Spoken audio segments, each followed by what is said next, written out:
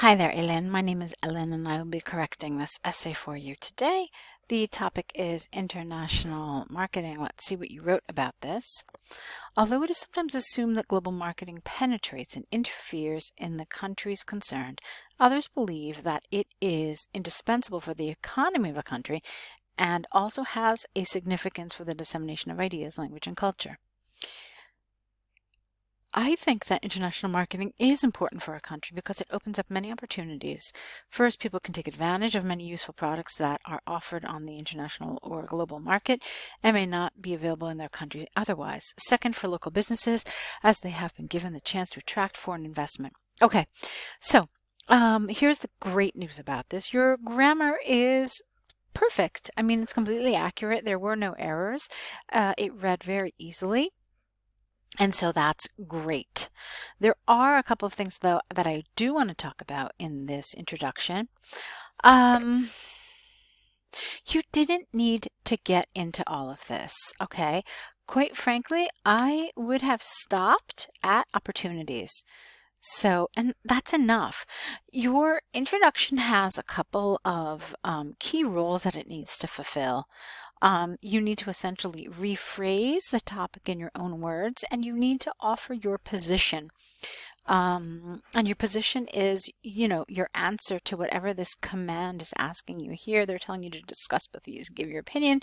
Provided that you've given your opinion and you say that you're going to talk about both views, then that's it. You really don't need to get into any more detail about it. The other role that the introduction has to fulfill is that it needs to basically provide a good first impression to the examiner about your writing. Okay? Because based on your introduction, the examiner is going to think to him or herself, well, is this a 6? Is this a 7? What are we looking at here? So it's giving the examiner a sort of like a general kind of range of where your score might be.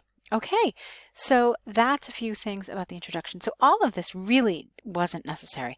Now, the other thing that I want to talk to you about is this. You say that it is indispensable for the economy of a country. Okay, great, but that's not what this essay is about. And I'm finding that a lot of people really misunderstand this. An economical form of education that doesn't really mean that we're learning about the economy. Instead, it means that it's a necessary and inexpensive form of education. Okay, that's what is meant here. So when students kind of go into detail about how international marketing affects the economy of a country, they're going off topic. Okay, and that's kind of like a red flag that was raised for me here when you wrote that. So I don't know if that's how you're going to develop your body paragraphs, but it is something that like I said, it raises like a red flag. So it's something I'm going to be watching out for. All right, let's take a look at the body paragraphs now. On the one hand, some people think that international marketing is helpful to a country's economy, and I agree. In other words, the competition that international marketing brings is healthy for a country's economy in the long run, even if at first glance it seems to be the opposite. More companies producing the same type of product for the same target customers means more choice for customers. Besides, companies must ensure that their products have a high standard of quality at competitive prices and maintain it if they want to ensure that their companies prosper in the market. Moreover, the trade relationship between two countries or a group of countries is reciprocal.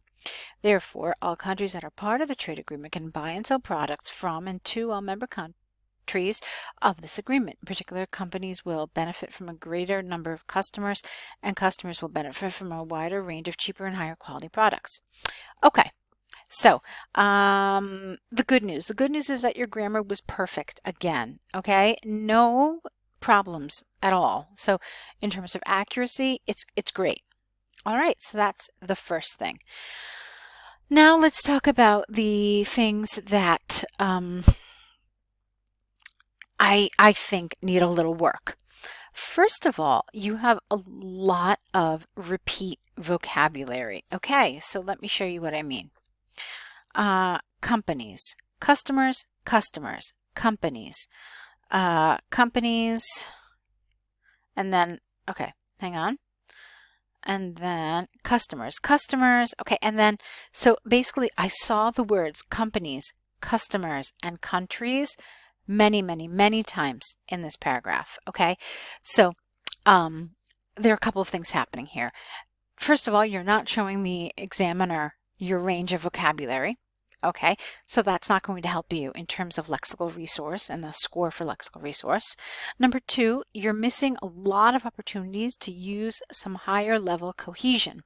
You know, using pronouns, using ellipses, using other ways to keep from repeating the same vocabulary over and over again.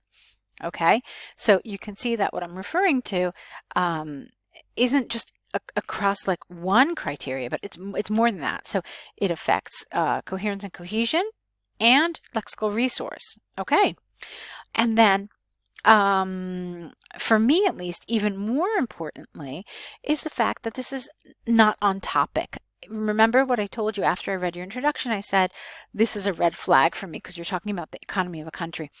That's not what this is about. Okay, it was talking about a necessary and economical form of education.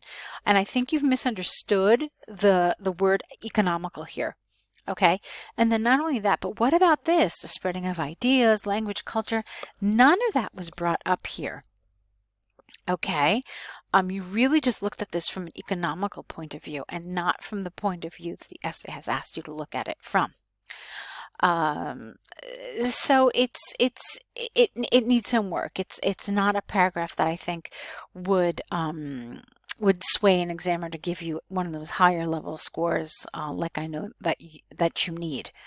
Okay, and like I said, that's across three criteria here. So task response, coherence and cohesion, and lexical resource. The place where I do think you would get a high score though is in grammar. I don't think the score would be enough to, you know, kind of make up for the score you would get in the other three areas. All right, I also want you to be careful, since I mentioned to you coherence and cohesion, I want you to be careful with too many of these front position linkers. So look, you've got one here, one here, one here, one here. I thought there were a couple more. Here's another one. Okay, so it's like almost in every, no, here's another one too. So almost in every sentence you've got one. I think there's like 2 sentences in this paragraph that didn't have one. And you want to be careful with that because that's considered overuse. And these front position markers are kind of a hallmark of band 6 writing. So really be careful with those as well.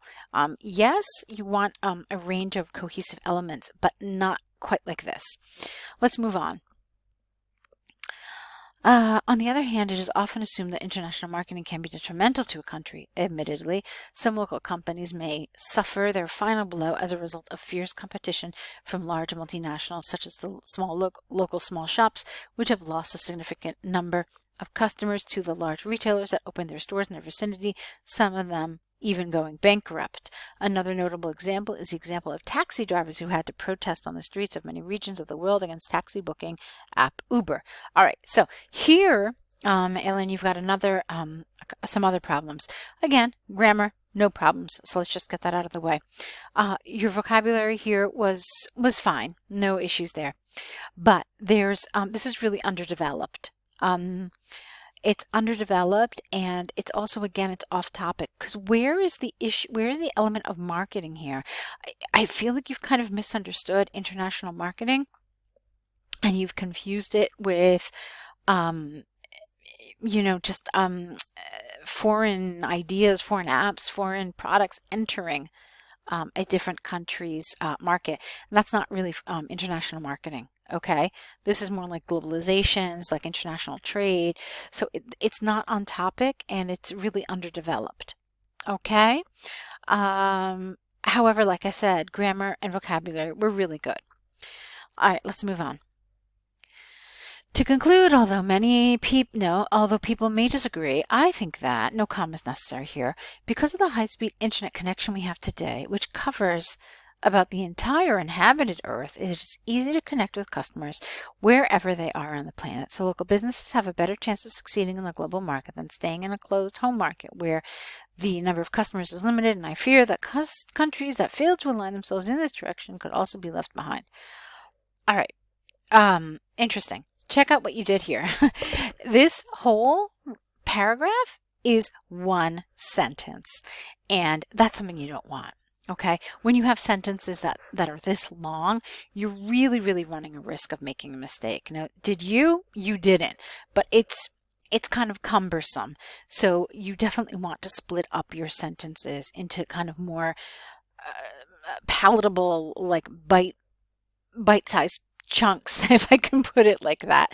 So basically, when you get into like the third line of writing, you kind of want to think, I probably need to end my sentence here.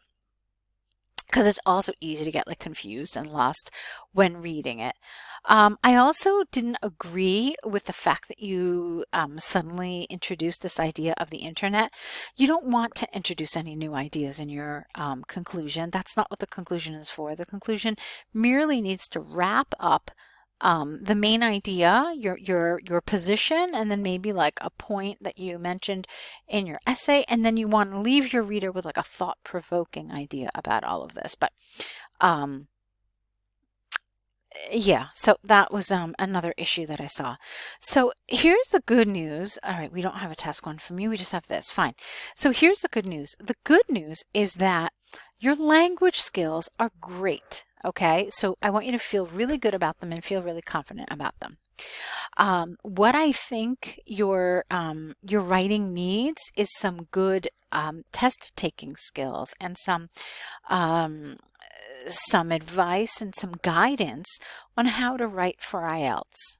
Okay, so the good news about that is that these test taking skills and this guidance that I'm referring to, they're easier to acquire than the language skills. So I think that if you were to sign up for, say, for example, essay corrections with us, you would be able to see some major gains and some major improvement really quickly. So that's my suggestion for you. I hope that you found this feedback helpful. I hope that you'll consider my suggestion. I do think it will really help you. Because I know that, you've struggled with IELTS in the past. And so, I think that you too realize that, you need to kind of try something different. So that's what I encourage you to try. I hope you found it helpful, and I hope that we'll also see more work from you soon in the future. Good luck.